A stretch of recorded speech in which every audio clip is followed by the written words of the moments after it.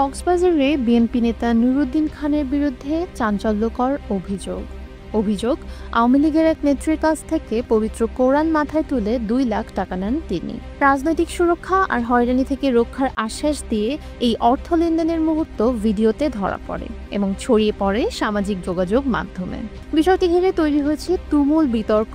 অভিযোগ উঠেছে কক্সবাজার পৌর আওয়ামী লীগের মহিলা বিষয়ক সম্পাদক রোজিনা আক্তারকে নানা মামলায় জড়িয়ে হয়রানি থেকে বাঁচানোর প্রতিশ্রুতি দেন বিএনপি নেতা নুরুদ্দিন খান। এ সময় বিশ্বাসযোগ্যতা প্রমাণ করতে ঘরের মাঝখানে রাখা কোরআন মাথায় তুলে নেন তিনি এবং অপর হাত বাড়িয়ে নেন টাকা। ভিডিওটিতে দেখা যায় রোজিনা আক্তার প্রথম দফায় ২ লাখ টাকা দেন, কিন্তু পরে নুরুদ্দিন আরও অর্থ দাবি করেন।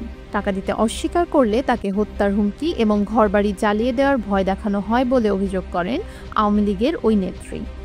অন্যদিকে নুরুদ্দিন খান এসব অভিযোগ সম্পূর্ণ অস্বীকার করেছেন। তিনি দাবি করেন তার বিরুদ্ধে রাজনৈতিক ষড়যন্ত্র চলছে। জীবনেও কারো কাছ থেকে টাকা নেননি বলেও জানান তিনি। এদিকে কক্সবাজার পৌর বিএনপির সভাপতি রফিকুল হুদা চৌধুরী জানান, বিষয়টি তদন্ত করে দেখা হবে।